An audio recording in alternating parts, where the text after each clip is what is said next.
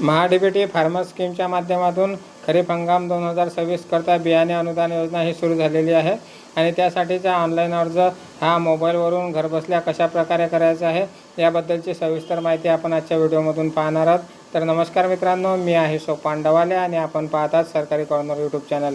मित्रांनो, चॅनलवरती जर आपण नवीन आला असाल तर चॅनलला आता सबस्क्राईब करा आणि पुढे असणाऱ्या बेल आयकॉनवरती क्लिक करून ऑल नोटिफिकेशन अलाव करून घ्या।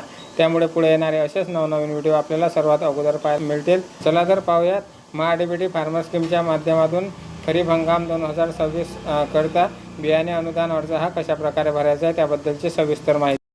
तर त्यासाठी सर्वप्रथम आपल्याला गुगलवरती यायचं आहे। गुगलवरती आल्याच्यानंतर महाडीबीटी फार्मर असं एंटर करून घ्यायचं आहे आणि त्यानंतर पहिलीच वेबसाईट आपल्याला पाहायला भेटेल mahadbt.maharashtra.gov.in।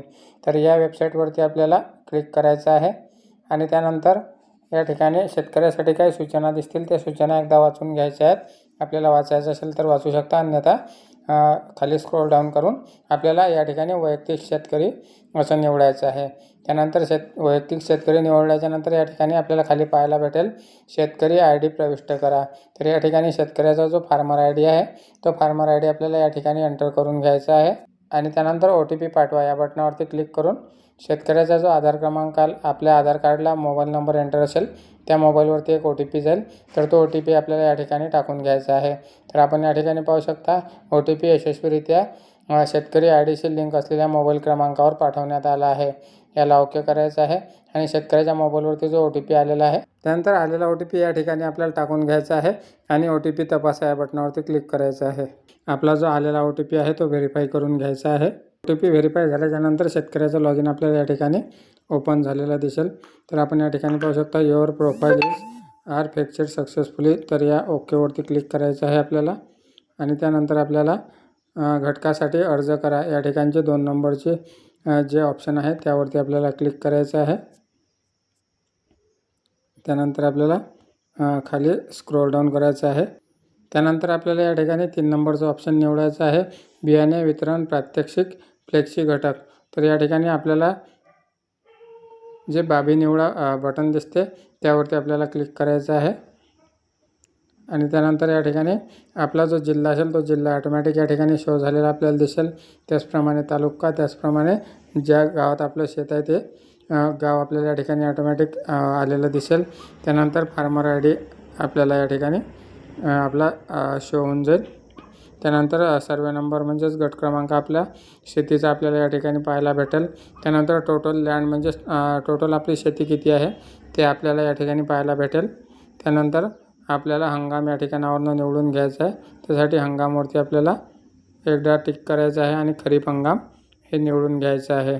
त्याचप्रमाणे घटकवरती आपल्याला टिक करायचं आहे आणि प्रमाणित बियाणे वितरण यावरती आपल्याला टिक करून घ्यायचं आहे। त्यानंतर पीक प्रकार आपल्याला या ठिकाणी गळीत धान्य हे सिलेक्ट करून घ्यायचं आहे। जे पीक आपल्याला बियाणं पाहिजे आहे ते बियाणं आपल्याला या ठिकाणी निवडून घ्यायचं आहे। आपण या ठिकाणी तीळ, भुईमूग, सूर्यफूल, सोयाबीन, कारळे यापैकी जे आपल्याला पाहिजे त्यावरती आपल्याला टिक करायचं आहे। तर आपल्याला या ठिकाणी सोयाबीन पाहिजे, त्यामुळे आपण सोयाबीनवरती या ठिकाणी टिक करून घेतो आहे आणि त्यानंतर या ठिकाणी किती क्षेत्रासाठी हे बियाणं पाहिजे ते आपल्याला या ठिकाणी एंटर करून घ्यायचं आहे। त्यानंतर पीक निवडून घेतल्यानंतर आपल्याला जेवढ्या क्षेत्रासाठी आपल्याला हे बियाणं पाहिजे तेवढं क्षेत्र आपल्याला टाकून घ्यायचं। तर आपल्याला संपूर्ण क्षेत्रासाठी पाहिजे म्हणून आपण या ठिकाणी 1 हेक्टरसाठी पाहिजे म्हणून आपण 1 हेक्टर करून घेतलेलं आहे आणि जतन करा यावरती आपल्याला क्लिक करायचं आहे। त्यानंतर आपण या ठिकाणी पाहू शकता घटक यशस्वीपणे समाविष्ट केला गेला आहे। आपण आणखी घटक निवडायचे आहेत काय असेल तर आपल्याला यस करायचं आहे, नसेल तर नो। तर आपल्याला दुसरा कुठला घटक पाहिजे नाही त्यामुळे नो करून घेतलेला आहे। त्यानंतर पुन्हा एकदा आपल्याला पहिल्या पेजवरती रिडायरेक्ट करण्यात आलेला आहे।